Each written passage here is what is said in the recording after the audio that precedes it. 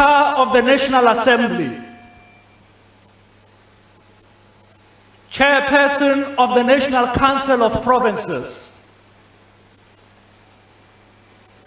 President of the Republic of South Africa,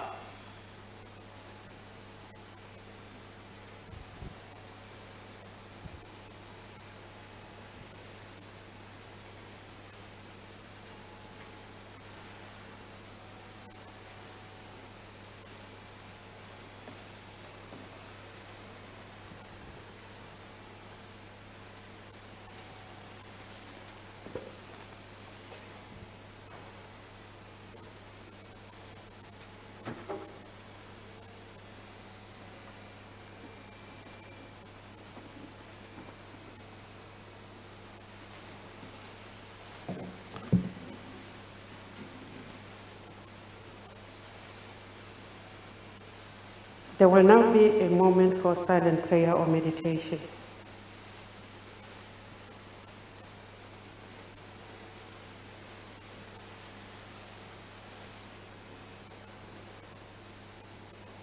Please be seated.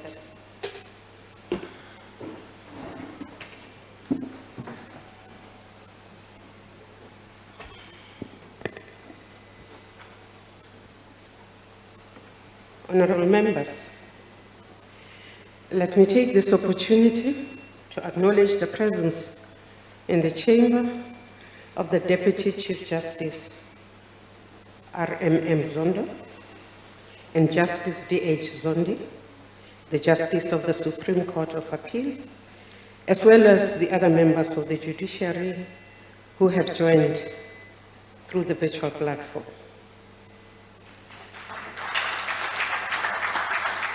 I would also like to acknowledge the attendance of the premiers who have joined us in the chamber as well as virtually, and the speakers and their delegates who have also connected via the virtual platform. I welcome all of you. Honorable members, for those of us who are in the chamber, we request in the interest of safety that you keep to your allocated seats and that you keep your masks on.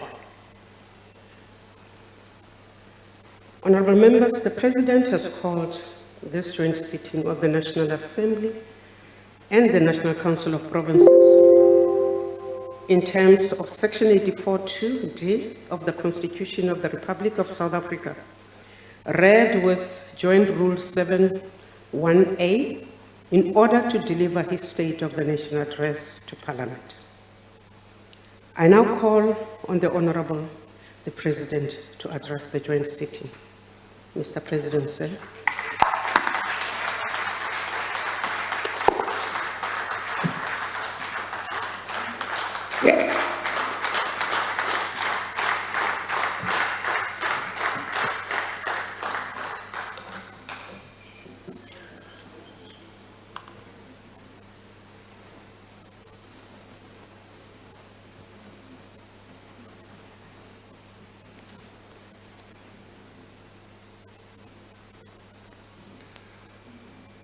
Speaker of the National Assembly, Ms. Thandi Modise, Chairperson of the National Council of Provinces, Mr. Amos Masondo,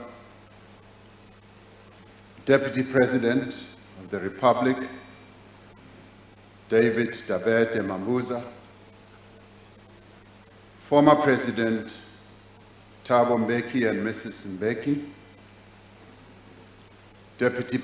former Deputy President Phumzile Mlambo Ngcuka, former Deputy President Baleka Mbete, Chief Justice Mogoeng and Deputy Chief Justice Zondo, and all esteemed members of the judiciary, ministers and deputy ministers, premiers of our provinces, members of the National Assembly, speakers from the various legislatures, members of the National Council of Provinces, the Dean of the European Union region representing the Diplomatic Corps, distinguished guests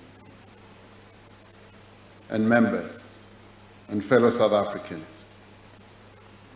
On this day, 31 years ago, President Nelson Mandela walked out of the gates of Victor Verster prison, a free person, a living embodiment of the resilience and courage of the people of South Africa. His release signaled great hope of better things to come. It actually signaled that the freedom of the people of South Africa was nigh. For nearly 40 million years, an extraordinary ecosystem has existed here at the southernmost tip of our continent. The fynbos, which stretches across the Cape, has among the most distinctive features of any plants that are found on our earth. It can adapt to dry and hot summers and cold and rainy winters. It is wondrous in its diversity.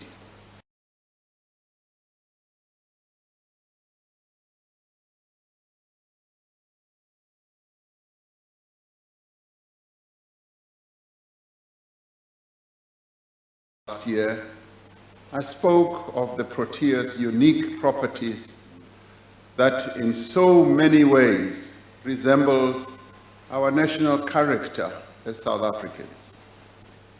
What is most unique and special about the fynbos that we find plentiful here in the Western Cape is that to be sustainable and to survive, the fynbos needs fire. At least once every 20 years, the fynbos must burn at extremely high temperatures to allow the ecosystem to be rejuvenated and to grow afresh.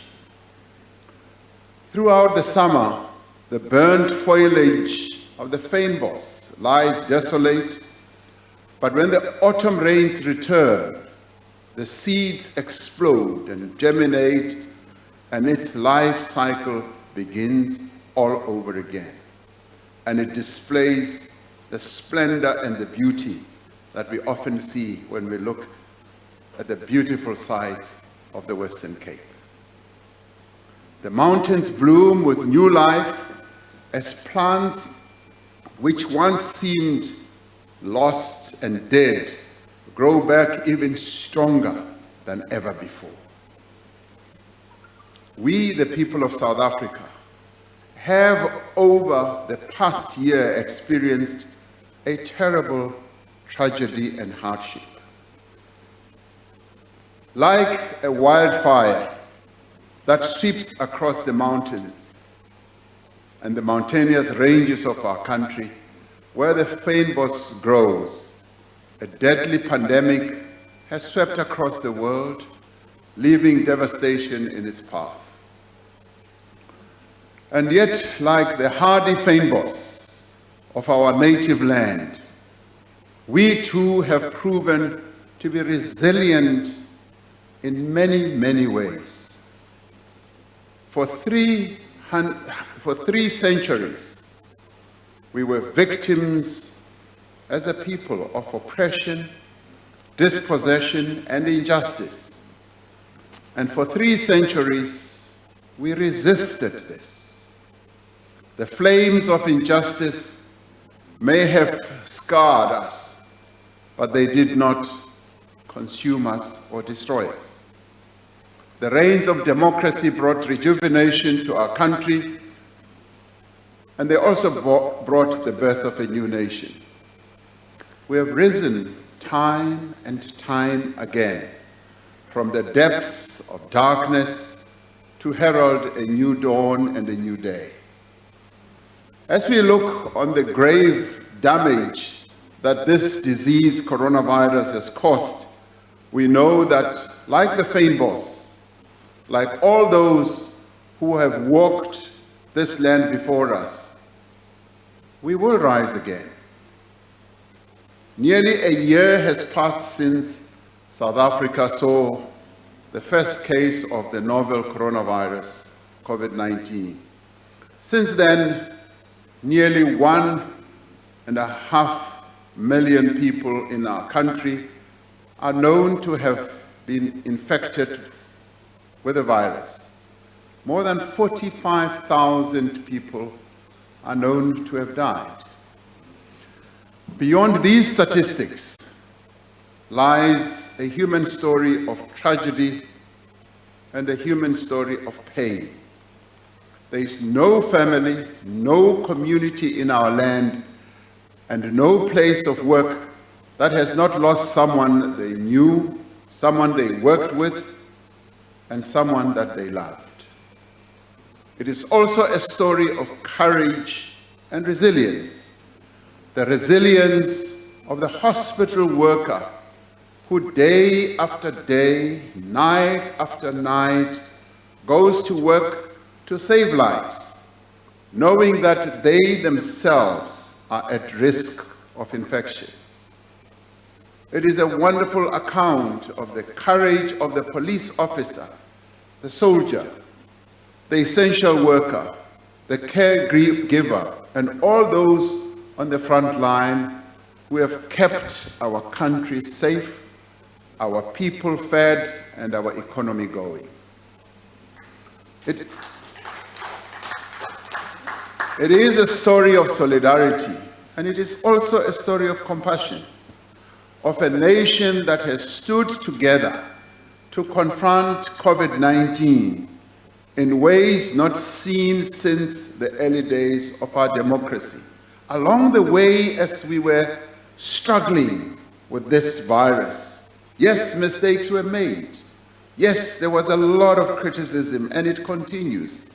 But the fact of the matter is, we, the people of South Africa, have in the main stood together to fight this common enemy. More than anything else, this crisis has revealed the true character of our remarkable nation.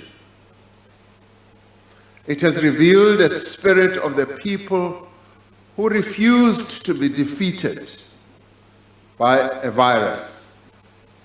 It is this South African spirit that must drive our resolve to build a new and more equal economy and a better and more just society. The year ahead must be a time for change, for progress, and also for rebirth. It must be a year in which we rise as a people, and we do things that are going to make us rise. This is no ordinary year, and this is no ordinary State of the Nation address. I will therefore focus this evening on the four most overriding priorities that we have for 2021. They are not many, but they are focused. First, we must defeat the coronavirus pandemic. That is primary in everything that we have to do as a nation.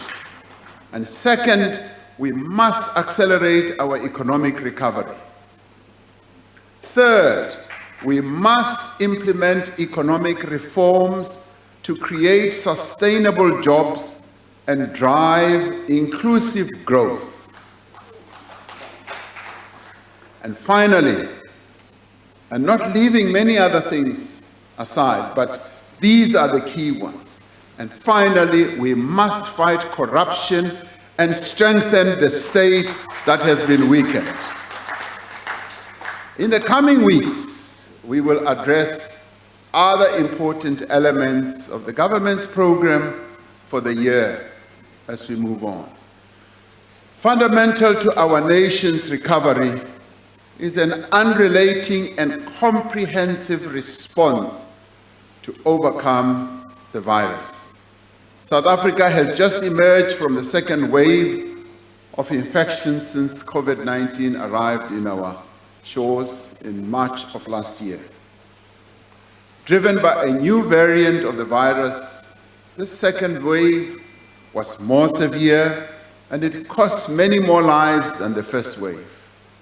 Nevertheless, the human cost could have been far greater had we not moved quickly to restrict movement as well as activity, had we not prepared our health facilities, and had South Africans not observed the basic protocols of health, the devastation caused by the virus could have been far, far worse. This year, we must do everything in our means to contain and overcome the pandemic. This means intensifying our prevention, all the prevention efforts, and strengthening our health system. It also means that we must undertake a massive vaccination program to save lives and dramatically reduce infections across the entire population. Earlier this week, we were informed that one of the vaccines that we had procured, the AstraZeneca vaccine, offers minimal protection from mild to moderate infection by the new variant known as 501Y.V2.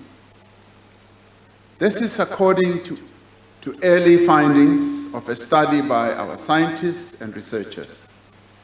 We applaud these scientists, and we really have outstanding scientists in our country. We applaud them for leading this research and providing new evidence that is vital for guiding our response to this pandemic. Since this variant is now the dominant variant in our country, these findings have significant implications for the pace, the design, as well as the sequencing of our vaccination program. While it should not delay the start of the vaccination program by much, it will affect the choice of vaccines and the manner of their deployment. The first phase of our vaccination program, which is targeted at health and other frontline workers, will now use the Johnson & Johnson vaccine, which has been shown to be effective against 501Y. We have secured 9 million doses of Johnson & Johnson vaccine. The first batch of some 80,000 doses will arrive in the country next week. Further consignments will arrive over the next 4 weeks, totaling 500,000 Johnson & Johnson vaccines. All provinces have already rolled out their plans to enable the first vaccines to be administered. The Deputy President, David Mabuza, is leading an interministerial committee that is overseeing this massive rollout. I wish to thank our provinces for their level of preparedness for this massive undertaking that we are about to embark upon. In addition, we have secured 12 million vaccines from the COVAX facility.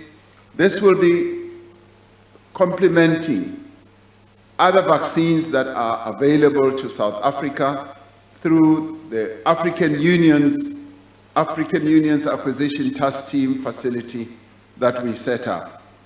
Pfizer has committed 20 million vaccine doses, commencing with deliveries at the end of the first quarter. We are continuing our engagements with all vaccine manufacturers to ensure that we secure sufficient quantities of vaccines that are suitable for our conditions in terms of the variant that we have here. The health and safety of our people remains our paramount concern. All medication imported in South Africa are monitored, they are evaluated, they are investigated and inspected and registered by the South African Health Products Regulatory Authority. We will continue to use the science-driven approach that has served us so well since the earliest days of the pandemic. The success of the vaccination program will rely on active collaboration between all sectors of society. We are greatly encouraged by the active involvement of business, labor, health, industry players, as well as medical aid schemes, and in particular, in preparing for the mass vaccination drive that they've been involved in. As we have overcome before, we will overcome this challenge once again, and we will rise. But it is not just this disease that we must defeat. We must overcome poverty, hunger, joblessness, and the inequality in our country. We must overcome a legacy of exclusion and dispossession that continues to impoverish our people and which this pandemic has severely worsened. When I delivered the State of the Nation address in this House last year, none of us could have imagined how within a matter of weeks our country and our world would have changed so dramatically. Our plans had to be adapted in response to a global emergency. The budgets that we had crafted had to be reprioritized, and many programs that we had as government in our various departments, including in our provinces and our local government structures, had to be deferred. Over the past year, South Africa has experienced a sharp decline in growth and a significant increase in unemployment. Poverty is on the rise, inequality is deepening. In the third quarter of 2020, our economy was 6% smaller than it was in the last quarter of 2019. There were 1.7 million fewer people employed in the third quarter of 2020 than there were in the first quarter before the pandemic struck. Our unemployment rate now stands at a staggering 30.8%. As a result of the relief measures that we implemented and the phased reopening of the economy, we expect to see a strong recovery in employment by the end of the year. As we work to contain the spread of the virus, we also had to take extraordinary measures to support ordinary South Africans. We also had to assist businesses that were in distress and protect people's livelihoods. The social and economic relief package that we introduced in April of last year is, by any accounts, the largest intervention of its kind in the history of our country.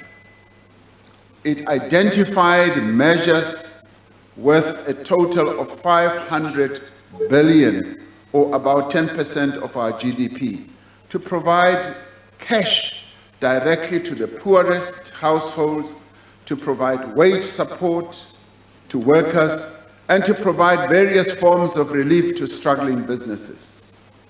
This had never been done in the history of our country. A total of 18 million people, or close to 1/3 of our population, received additional grant payments through these relief measures.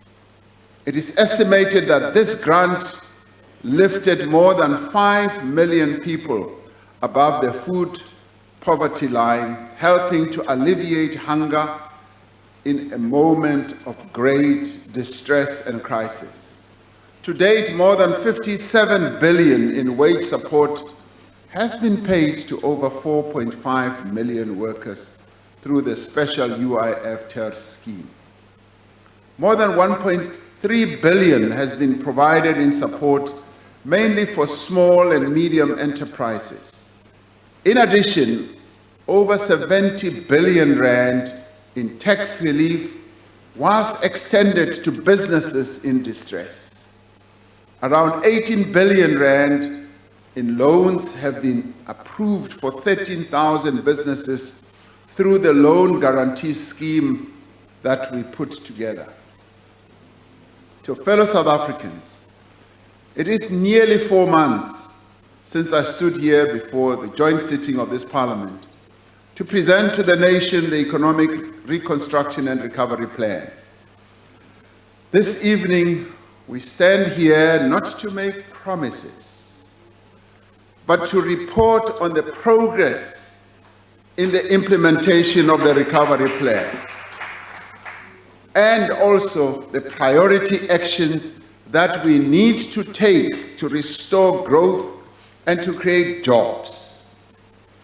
Since the launch of the plan, we have focused on 4 priority interventions: a massive rollout of infrastructure throughout the country, a massive increase in local production, an employment stimulus to create jobs and support livelihoods, and the rapid expansion of our energy generation capacity.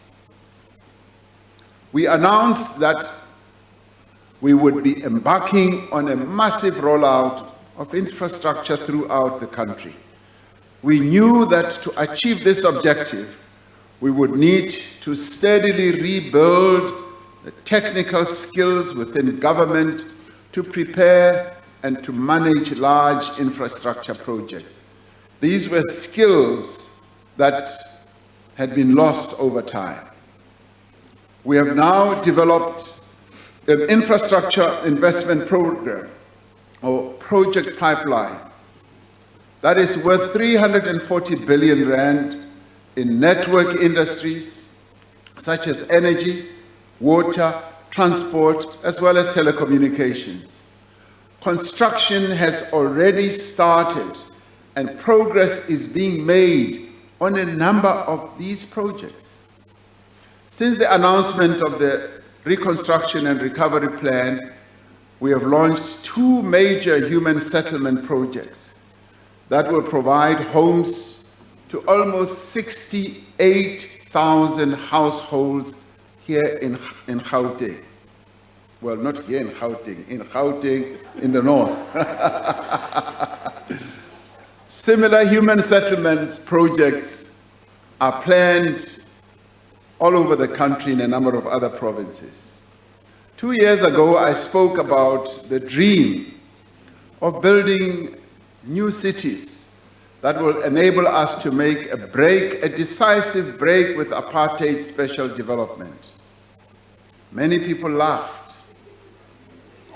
Many scoffed the idea of new post-apartheid cities are being conceptualized in a number of places in our country, in a number of provinces. The Lanseria Smart City, the first new city to be built in a democratic South Africa, is now a reality in the making. The draft master plan for this smart city, which will become home to between 350,000 to 500,000 people within the next decade, was completed in November 2020 and is now out for public comment. This is reality. It is happening as we speak. And we now have a number of local government structures cooperating to build this city. Progress is being made on several major water infrastructure projects. These include phase 2 of the Mokolo and Crocodile River Project, and the Nkomazi Water Project as well. The infrastructure investment plan identifies roads and projects worth 19 billion rand covering the spine of the South African road network. Work is underway to finalize project finance and structuring for these projects. Resources have been committed from the fiscus to support the construction and rehabilitation of the major N1, N2, and N3 highways. These infrastructure projects will lead to the revival of our construction industry and the creation of much-needed jobs. The 100 billion infrastructure fund is now in full operation. This fund will blend resources from the fiscus and financing from the private sector and development institutions. Its approved project pipeline for 2021 is varied and includes projects such as student housing infrastructure, which aims to provide 300,000 student beds. Another approved project is SA Connect, a program to roll out broadband to schools, hospitals, police stations, and other government facilities. The second priority intervention of the recovery plan is to support the massive increase in local production and to make South African exports globally competitive. This will encourage greater investment by the private sector in productive activity, and key to this plan is the renewed commitment from government, business, and organized labor to buy locally made products. And we've always been talking about localization and saying we encourage South Africans to buy local, to ensure that even what you wear, like the suit I'm wearing tonight, is locally made by South African workers.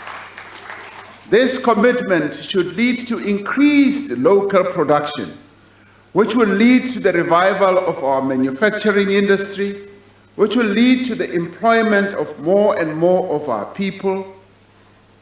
If many of us men buy the suits that are made locally, more workers will be employed in the factories that make this suit. All social partners who participated in the development of the Economic Reconstruction and Recovery Plan as part of our social compact have agreed to work together to reduce our reliance on imports by 20% over the next 5 years. They have identified 42 products ranging from edible oils to furniture to fruit concentrates to personal protective equipment, steel products, and green economy inputs that can be sourced locally, because if we focus our mind on buying local, entrepreneurs will start making them, and entrepreneurs will start exporting them and competing with the rest of the world. But it should start here at home with us. If we achieve our target, we will significantly expand our productive economy, potentially returning more than 200 billion rand to the country's annual output. Last year, we undertook to create a larger market for small business and designate 1,000 locally produced products that must be procured from small, medium enterprises.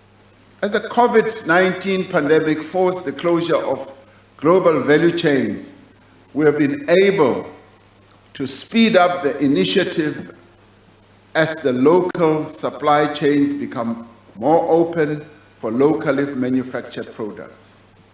To this end, Cabinet approved the Small Medium Enterprise Focused Localization Policy Framework, which identified 1,000 products Furthermore, the Department of Small Business Development and Trade and Industry and Competition are supporting small and medium enterprises to access larger domestic and international markets. I've been very impressed with the work that these two departments have been doing.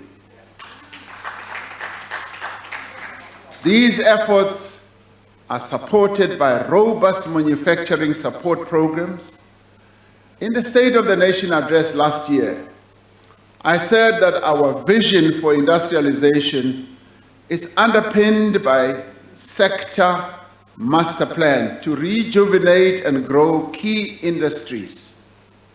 4 master plans that have been completed and signed to date, which are part of the social compact between labor, business, and government and communities, have already had an impact in their respective industries. Through the implementation of the Poultry Master Plan, and remember, our poultry industry was under a lot of stress. What the poultry industry needed was to have a master plan, which should have been arrived at, and it did happen on a compact basis. Now we're seeing progress in that industry. The industry has now invested 800 million rand to upgrade production. South Africa now produces an additional 1 million chickens every week. Now that is great progress. The Sugar Master Plan was signed during the lockdown with a commitment from large users of sugar to procure at least 80% of their sugar needs from local growers.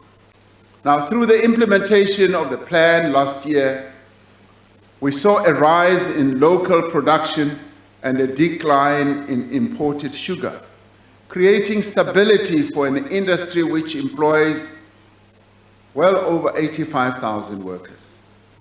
Support for black small-scale farmers is being stepped up, with a large beverage producer committing to expand their procurement sharply and focusing on the small-medium enterprise producers. Now, since the signing of the Clothing, Textile, Footwear and Leather Master Plan in November in 2019, the industry has invested more than R500 million to expand local manufacturing facilities, including small-medium enterprises. We have worked closely with the auto sector to help it weather the pandemic. By the end of the year, the sector had recovered around 70% of its normal annual production in difficult circumstances. Last week, the Ford Motor Company announced a 16 billion rand investment to expand their manufacturing facility in Tshwane for the next generation Ford Ranger Bakkie, which they will export around the world to well over 150 countries. Now, this investment will support the growth of around 12 and more small-medium enterprises in the automotive component manufacturing, an area in which many black-owned small businesses have never really entered. Now, through this initiative and this investment, we are going to see a number of small-medium enterprises, largely in the Pretoria area, Mamelodi, Easterus, and places like that, coming to the fore and becoming active and being productive. Nearly half of the procurement spend on construction of the bulk earthworks and top structure of the Tshwane Special Economic Zone during this phase is expected to be allocated to small-medium enterprises, and I was told that it will be some 200 medium enterprises, and the value could well be something like 1.7 billion rand in procurement opportunities. Toyota has invested in their KwaZulu-Natal facility to start production of the first generation hybrid electric vehicles to come off a South African assembly line. Now, this follows investment announcements by Nissan, Mercedes-Benz, and Isuzu in expanded production facilities, all of which cement South Africa's position as a global player in auto manufacturing and the biggest on the African continent. This year, our focus will be on getting the industry back to full production, implementing the Black Industrialist Fund, and working on a new platform for expanded auto trade with the rest of the continent. Now, a number of countries on our continent are already setting up their own auto manufacturing plants, but they are going to be relying on South Africa to supply them with various components and a whole lot of other products that go into building cars. Now, this will be the part of our concerted effort to boost our manufacturing sector, which has been going down. This year, we will begin to harness the opportunities presented by the African Continental Free Trade Area, which came into operation on the 1st of January following the adoption of the Johannesburg Declaration by the African Union. The AfCFTA provides a platform for South African businesses to expand into markets across the continent and for South Africa to position herself as a gateway to the continent, to address the deep inequalities in our society. We must accelerate the implementation of broad-based Black economic empowerment policies on ownership, on control and management of our economy.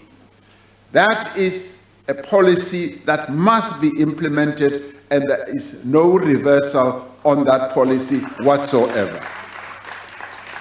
Last year, government agreed to landmark deals with companies that will advance Black economic empowerment by transferring ownership to their workers. In November last year, we held our third South African Investment Conference to review the implementation of previous commitments and to generate new investment into our economy. Even under the difficult economic circumstances, the investment conference managed to raise 108 billion rand in additional investment commitments from a number of investors.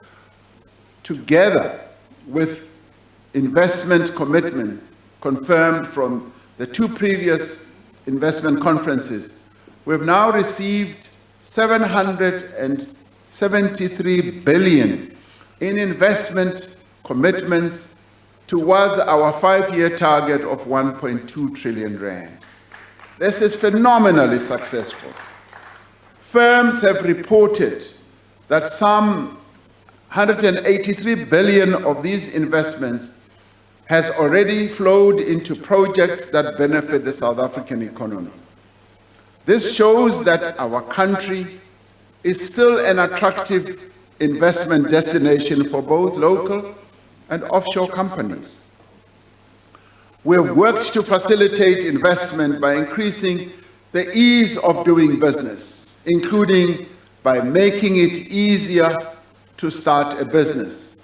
This is one area that had slipped backwards, and we've been doing quite a lot of work to ensure that the ease of doing business is boosted so that investors, business people can easily come to our country, set up companies, and start business.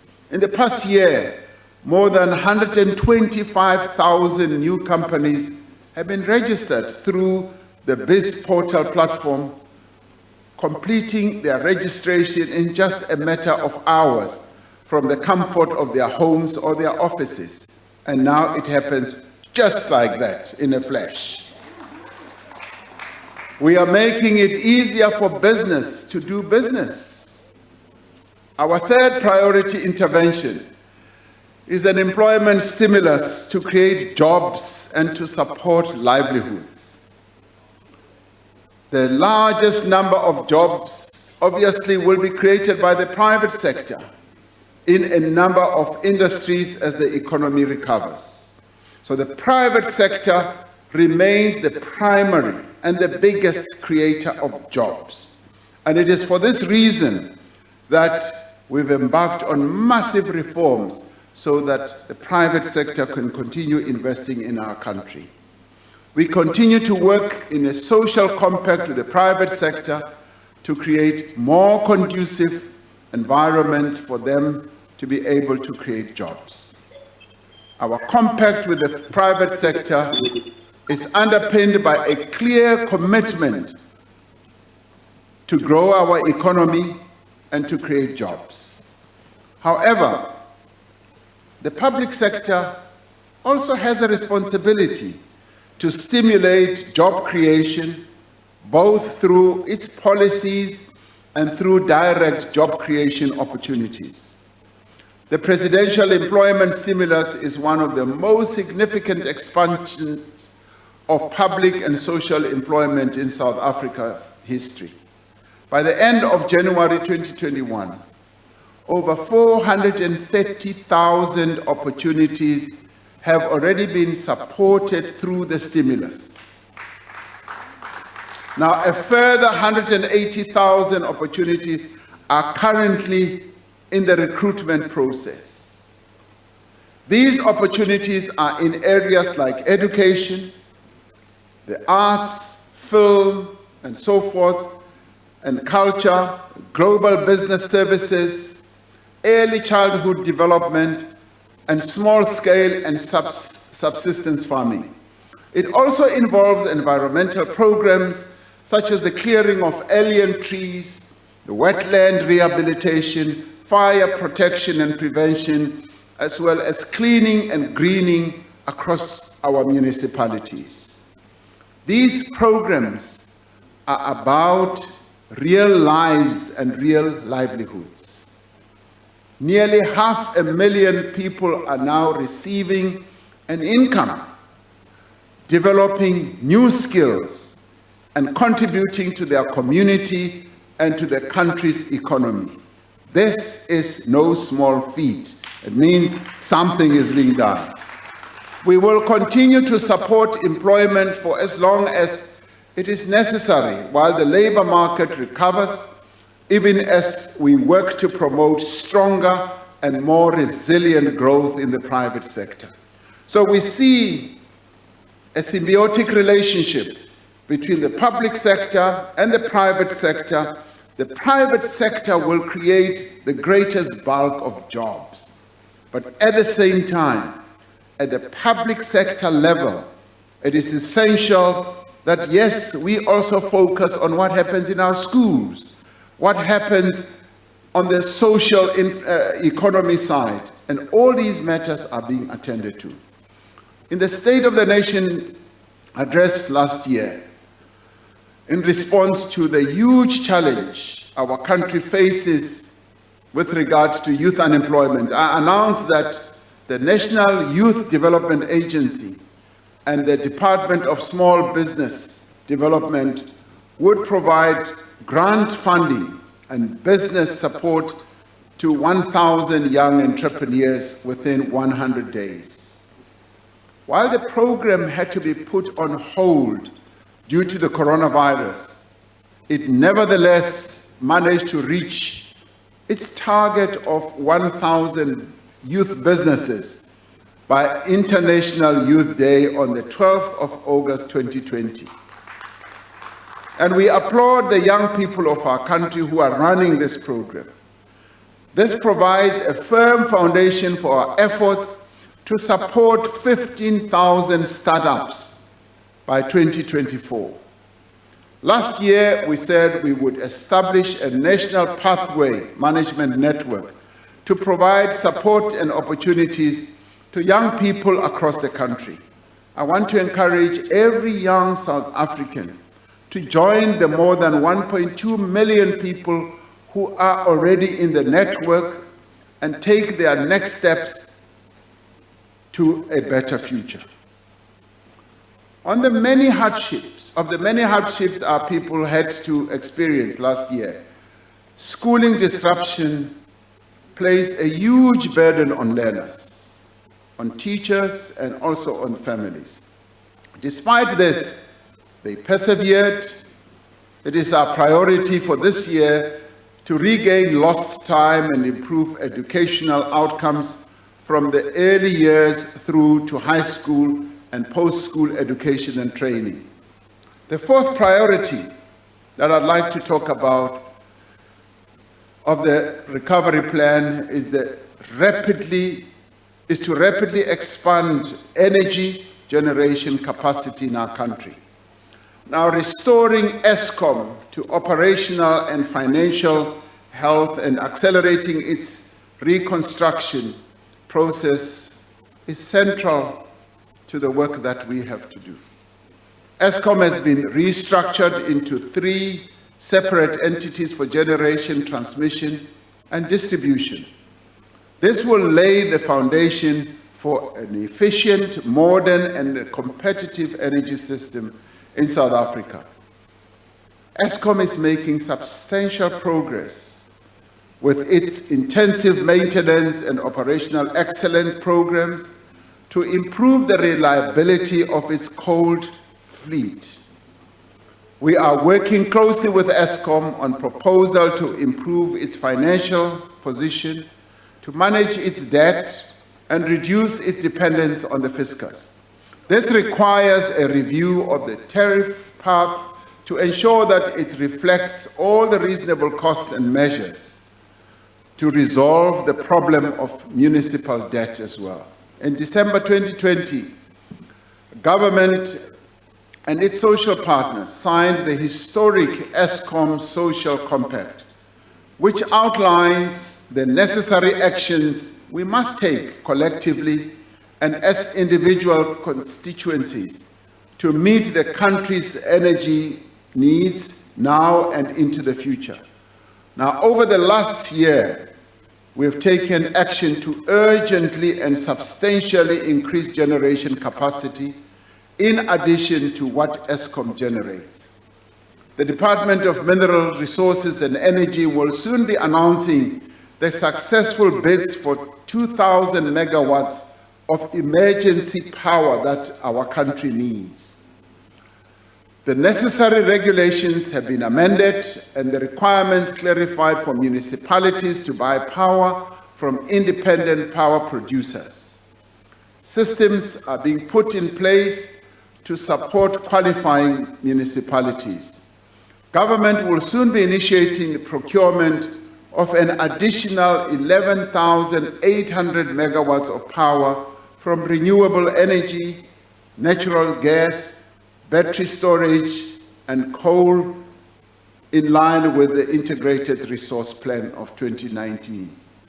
Despite this work, Eskom estimates that without additional capacity, there will be an electricity supply shortfall of between 4,000 and 6,000 megawatts over the next 5 years, as our old coal-fired power stations reach the end of their life.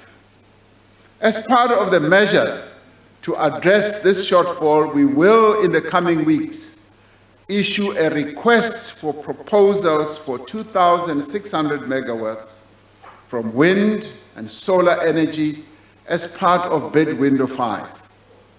This will be followed by another bid window in August of 2021.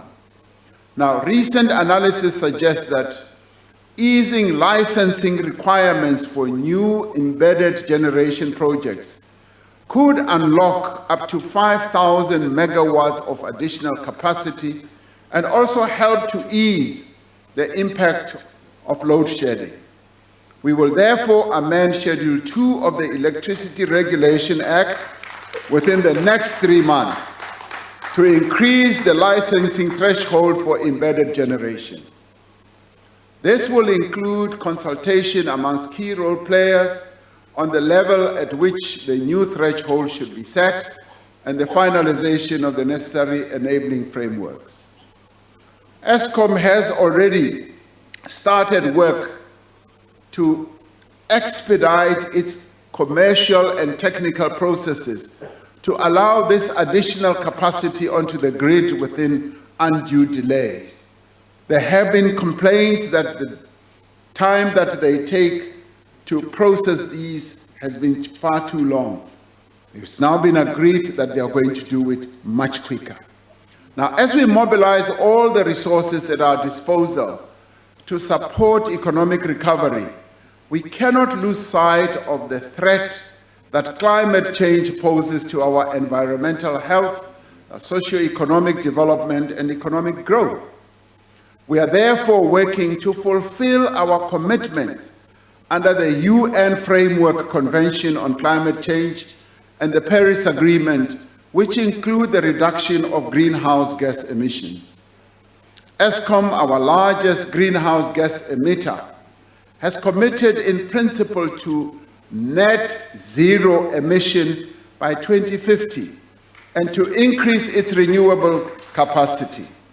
So Eskom will be looking to partner with investors to repurpose and to repower part of its coal fleet. This will be done in a way that will stimulate investment, that will also stimulate local economic activity, as well as local manufacturing, as part of the just transition that will need to take care of the people who work in those power stations, the people who work in the towns where power stations reside. Our work on climate change will be guided by the Presidential Coordinating Commission on Climate Change, which is meeting for the first time this month. The Commission will work on a plan for a just transition to a low-carbon economy and climate-resilient society. We will not achieve higher rates of growth and employment if we do not implement structural economic reforms. These reforms are necessary to reduce costs and barriers to entry into our economy. They are necessary also to increase competition, to stimulate new investment. They are also necessary to create space for new entrants into the market. This work is being driven through Operation Vulindlela, which involves a team of National Treasury and the President's Office. Operation Vulindlela is focusing on reforms in the electricity, water, telecommunications, and transport sectors, as well as reforms to our visa and immigration regime. The completion of digital migration is vital to our ability to effectively harness the enormous opportunities that are presented by technological change that is just going on around the world. After many delays, we will begin the phased switch off of our analog TV transmitters from next month. It is anticipated that this process, which will be done province by province, will be completed by the end of March in 2022. The process for the licensing of high-speed spectrum is at an advanced stage. We hope that the ongoing litigation amongst interested parties on the licensing matter will provide certainty and will not unduly delay the spectrum auction process that we've decided on. In the water sector, we are working through Operation Vulindlela to ensure that water licenses are finalized within the revised timeframe of 90 days and to revive the green drop and blue drop programs to strengthen water quality monitoring in our country. Now, we will finalize and implement the revised raw water pricing strategy and accelerate the establishment of a national water resource infrastructure agency. I firmly believe that if we really do want to resolve our water challenges, we need an agency that will be focused just on ensuring that water is treated with the importance and the sensitivity that it requires. Many of our people are struggling. They cry out for water on an ongoing basis. Now, establishing a water agency will be one of the better ways to resolve these challenges so that the agency can have a globular look at the water needs of the country and address those challenges. Our ability to compete in global markets depends on the efficiency of our ports and rail network. We are repositioning Durban as the hub port for the Southern Hemisphere and developing Ngqura as the container terminal of choice. The rail corridor from Gauteng is being extended to enable the export of vehicles through Port Elizabeth. These are crucial steps to move freight from road to rail and increase the competitiveness of the rail system in our country. Now, work is underway with the relevant departments to reform our visa immigration regime to attract skills and to grow the tourism sector. As international travel starts to recover in the wake of COVID-19, we will undertake a full rollout of e-visas to visitors from China, India, Nigeria, Kenya, and 10 other countries in the world. Now, the revised list of critical skills will be published for public comment by the Department of Home Affairs within 1 week to ensure that the final version reflects the skills that are needed by our economy. This, too, has taken far too long to be done, but it is now going to be done. The momentum that Operation Vulindlela has already built and the support that it has received across government shows that we are serious about reform. We will continue to work relentlessly and without pause to create a more modern, a more efficient and competitive economy that is more open to all South Africans. Now, to support our reform process, the Presidential State-Owned Enterprise Council has outlined a clear set of reforms that will enable these vital public companies to fulfill their mandate for growth and development. Overarching legislation for state-owned enterprises will be tabled in Cabinet this financial year and Parliament in the next financial year. A centralized SOE model is being implemented this financial year, which will ensure a standardized governance, financial management, and operational performance framework for all our SOEs. The mandates of all SOEs are being re-evaluated to ensure that they are responsive to the country's needs and the implementation of the National Development Plan.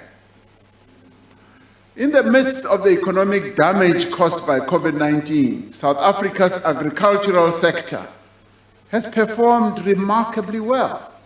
In 2020, we became the world's second largest exporter of citrus, with strong export growth in wine, in maize, in nuts, in deciduous fruit, and in sugarcane. Now, the favorable weather conditions in 2020 and the beginning of the 2021 mean that agriculture is likely to grow in the near term. This provides an opportunity for further public-private partnerships in the agricultural sector to promote transformation and to ensure sustainable growth. It is an opportunity to accelerate land redistribution through a variety of instruments, such as land restitution, expropriation of land in order to boost agricultural output. To date, government has redistributed over 5 million hectares of land, totaling around 5,500 farms to more than 300,000 beneficiaries. This is in addition to the land restitution process, which has benefited over 2 million land claimants and resulted in the transfer of 2.7 million hectares of land. We are also pursuing programs to assist smallholder and emerging farmers with market access to develop skills across the entire agricultural value chain and to increase the number of commercial black farmers as well. During the course of the next financial year, we will establish a Land and Agrarian Reform Agency to fast-track land reform. The public service is at the coalface of government, and lack of professionalism does not just impact service delivery, it also dents public confidence. Now, advancing honesty, ethics, and integrity in the public service is critical if we are to build a capable state. Now, through the National School of Government, we continue to roll out courses and training programs to government officials, from entry level to senior management and to the executive. In October last year, I signed off on ministerial performance agreements with all ministers, which have now been published online. This will enhance accountability and focus performance by members of the executive. We remain on course to build a capable and professional civil service that delivers on its mandate and is accountable to the people of South Africa. We are proceeding with our efforts to strengthen local government and to strengthen local government infrastructure and accelerate service delivery through the district development model. The model brings all spheres of government to focus on key priorities and implementation of critical high-impact projects. Working with both public and private sector partners, government is implementing a range of measures to support municipalities to address inadequate and inconsistent service delivery in areas such as water provision, infrastructure build, maintenance. We are also focusing on the appointment of properly qualified officials at local level to ensure effective management and provision of services. In some municipalities, we have often found that less than well-qualified people have been appointed, and all they ever do is to mess up. Now we are saying the days of messing up are now over. We want professional people to run our local government. As we prepare for local government elections, which are due to take place this year, we will need to adjust to the conditions forced upon us by COVID-19 so that we can ensure that the people of this country can determine who represents them at the crucial level of government. So, fellow South Africans, corruption is one of the greatest impediments to the country's growth and development. The revelations from the Zondo Commission of Inquiry lay bare the extent of state capture and related corruption. Now, testimony of the Commission has shown how the criminal justice system was compromised and weakened. It is therefore vital that we sustain the momentum of rebuilding that we have begun through the past 3 years. There has been great progress in turning around law enforcement bodies. Critical leadership positions have been filled with capable, experienced, and trustworthy professionals. There is improved cooperation and sharing of resources between the respective law enforcement agencies, enabling more integrated approach to investigations and prosecutions. We have started implementation of the National Anti-Corruption Strategy, which lays the basis for a comprehensive and integrated society-wide response to corruption. We will shortly be appointing the members of the National Anti-Corruption Advisory Council, which is a multi-sectoral body that will oversee initial implementation of the strategy and the establishment of an independent statutory and anti-corruption body that will report to this Parliament. To this Parliament. Not to the executive, but to this Parliament, to all of you sitting here, it will report.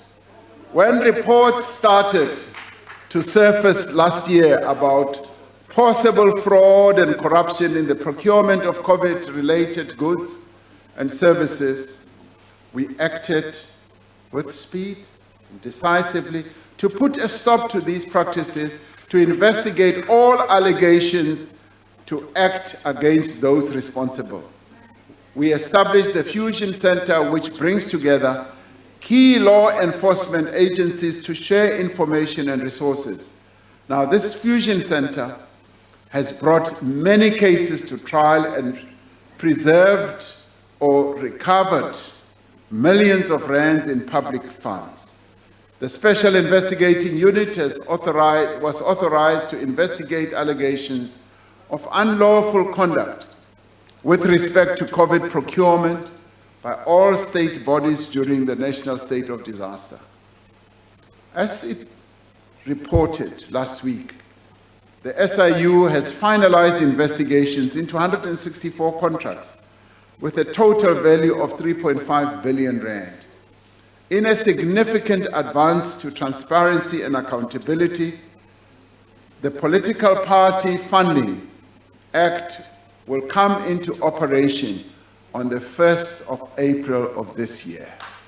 Yeah? Well, you don't seem to be very excited about this. It's now going to happen. This will regulate public and private funding of political parties. Among other things, it requires the disclosure of donations to parties and establishes two funds that will enable represented political parties to undertake their programs. Crime and violence continues to undermine people's sense of safety and security. Tackling crime is central to the success of our recovery. Crimes like cable theft, railway infrastructure vandalism, land invasion, construction site disruptions, and attacks on trucks hamper economic activity and discourages investment. We are taking steps and will continue to take steps to stop these crimes and to deal with those responsible in terms of the law. Task teams have been set up in a number of provinces to deal with extortion and violence on sites of economic activity. We are also fast-tracking the implementation and capacitation of the Border Management Agency to curb illegal immigration and cross-border crime. That is now going to happen. Ending gender-based violence is imperative if we lay claim to being a society that is rooted in equality and non-sexism. When I launched the National Strategic Plan on Gender-Based Violence and Femicide in April last year, I made a promise to the women and children of our country that we were going to strengthen the criminal justice system to prevent them being traumatized again and to ensure that perpetrators face justice. Now, to give effect to this, 3 key pieces of legislation were introduced in Parliament last year to make the criminal justice system much more effective in combating gender-based violence. To ensure that perpetrators are brought to book, we are making progress in reducing the backlog of gender-based violence cases. We continue to provide care and support to survivors of gender-based violence.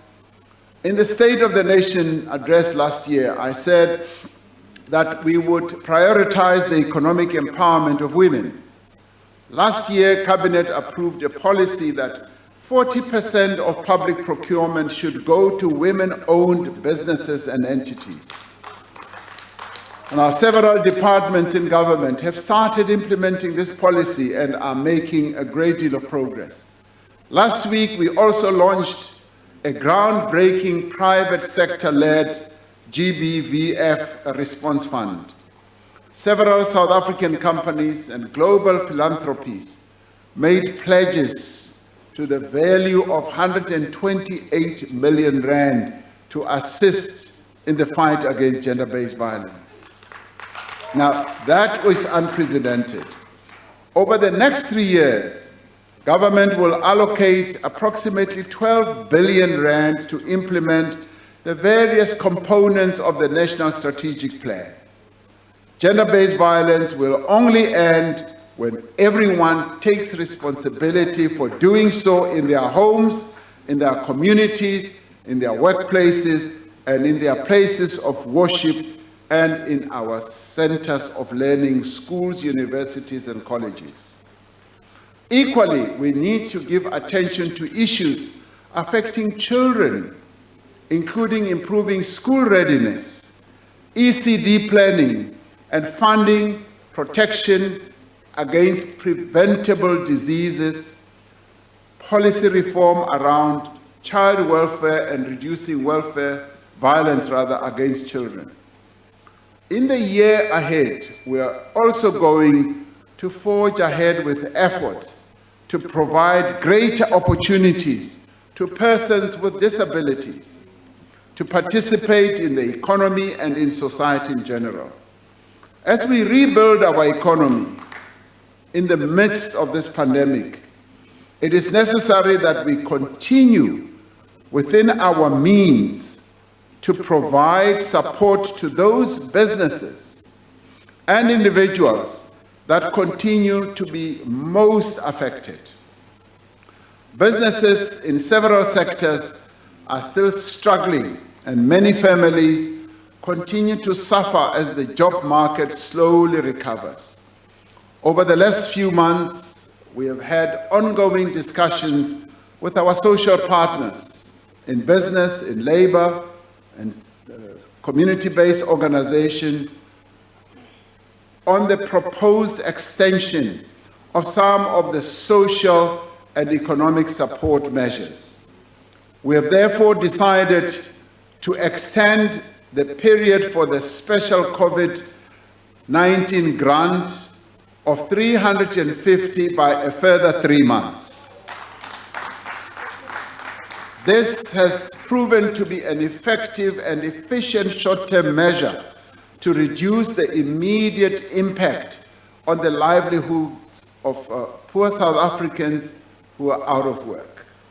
We've also decided to extend the COVID-19 TERS benefit until the 15th of March 2021, only for those sectors that have not been able to open or to operate.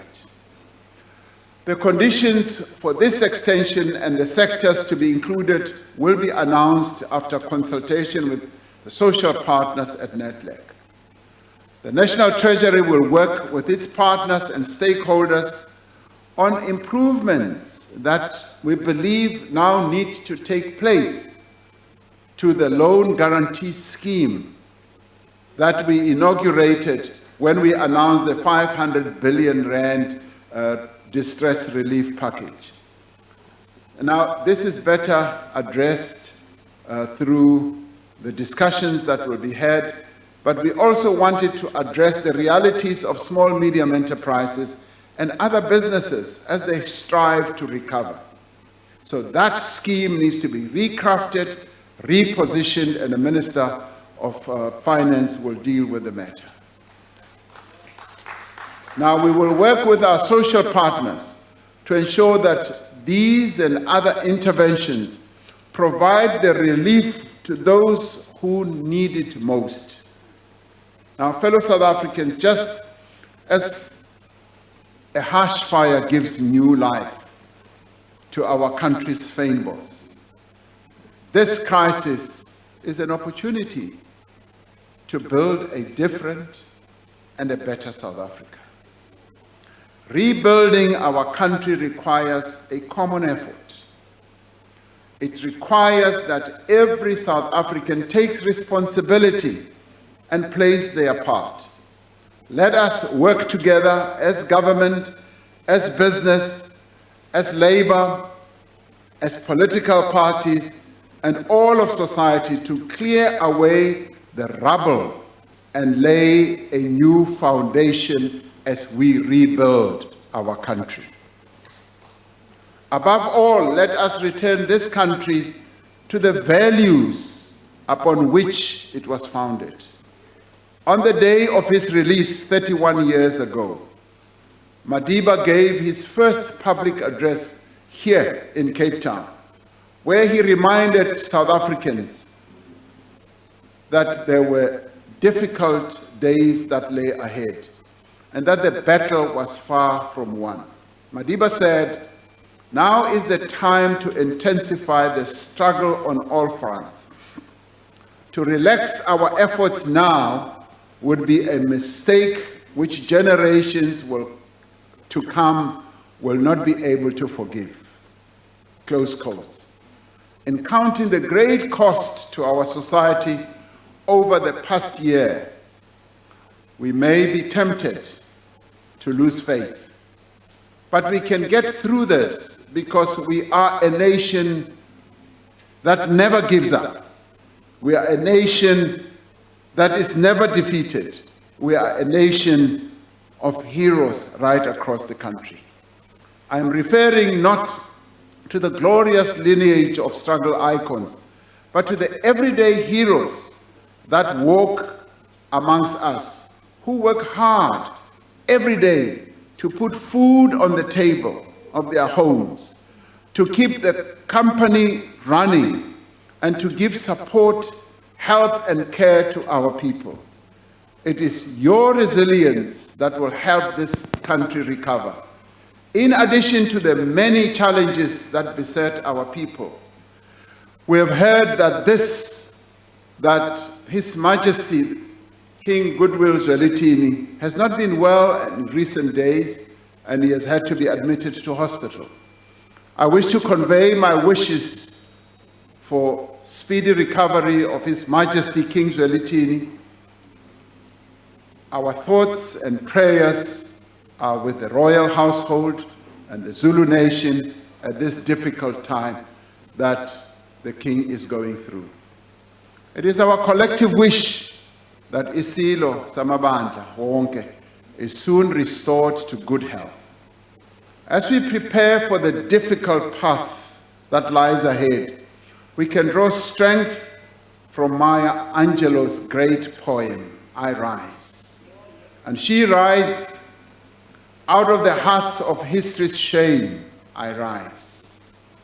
Up from a past that's rooted in pain, I rise. I'm a black ocean, leaping and wide, welling and swelling. I bear in the tide, leaving behind nights of terror and fear. I rise into a daybreak that's wondrously clear. I rise, bringing the gifts that my ancestors gave. I am the dream and the hope of the slave. I rise, and I rise. Close quotes. Now, people of South Africa, it is your country that calls on you to rise. Let us march forward together to equality, to growth, to dignity, and to recovery. May God continue to bless and protect our beautiful country, and also to protect her sons and daughters. I thank you. Long live President Ramaphosa, long live!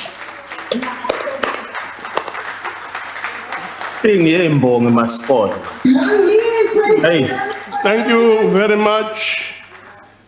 I thank the Honorable President. Long live the chair, long live!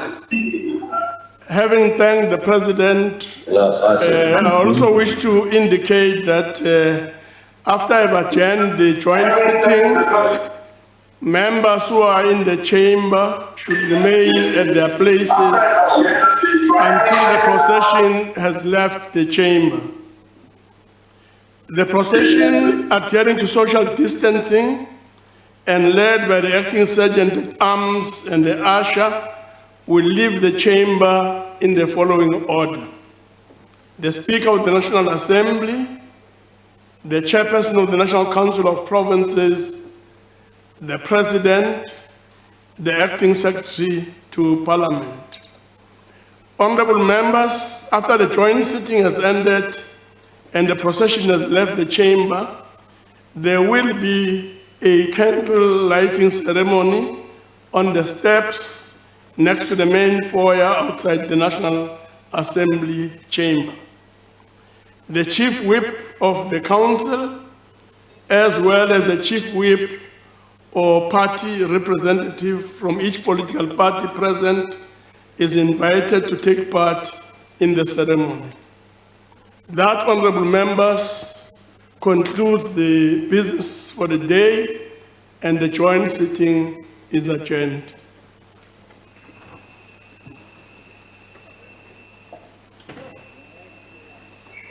Long live the chair!